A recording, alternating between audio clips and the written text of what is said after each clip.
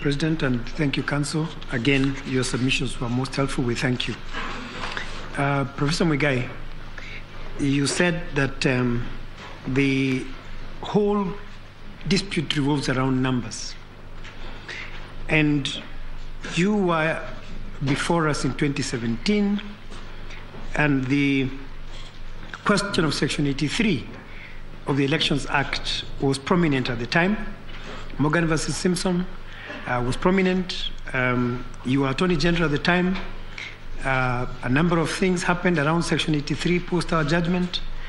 My question is, looking at the quantitative test, and Professor Kindiki raised the question too around Section 83. I had it before he raised it. Could you speak to it, and what is the approach you should take in this case regarding the test to apply? Number two, again to your team, and any of you could answer it. It's not a flippant question. I'm raising it deliberately because I have reason to. I know that the events of 15th August are in our minds, but remember that there was an extra day by which Mr. Chebukati could have declared the result. Why did he not wait until that day? Violence or no violence? Perhaps you have another reason. Reach out to the commissioners, the four that are now named the four. Try and reach a consensus.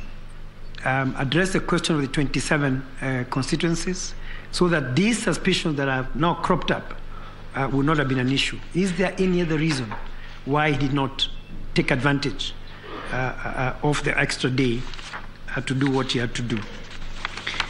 Mr. Oraro, I understand where you're coming from. I understand where your clients are coming from. I understand where Mr. Kenyo and Mr. Kihara and the rest are coming from. We are now in a sport where public office is becoming exceedingly dangerous. Falsehoods are being peddled, not just to those on this side, but more even on this side and those outside. So I understand the need for you to say, my clients would like to clear their names because they've been mentioned in these proceedings. But let us come back to the proceedings, the pain of social media, the pain of affidavits aside. What do you want this court to do with the information you've given us? So we have had your side of the story. We've had Mr. Chebukati's side. We've had Cherera's side and our colleagues. What do you tell the court to do in the context of this judgment, in the context of the issues for determination? What do we do with the matters you placed before us? And while you're at it, you also mentioned Section 83. Perhaps you could also say something about Regulation 87.3. Perhaps since you appear for the Attorney General, and for the first time you're not appearing as amicus but as a respondent, could you say something about Regulation 87.3 and the question I posed to Mr. Noroji? It would be helpful for us if we could hear you on that question.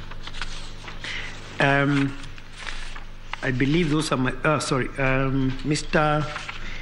Mahat, I may have missed this, but I still want to clear my, this is a question I posed to Mr. Murgora as well. So the format initially is Jpeg. At what point exactly does it convert to PDF?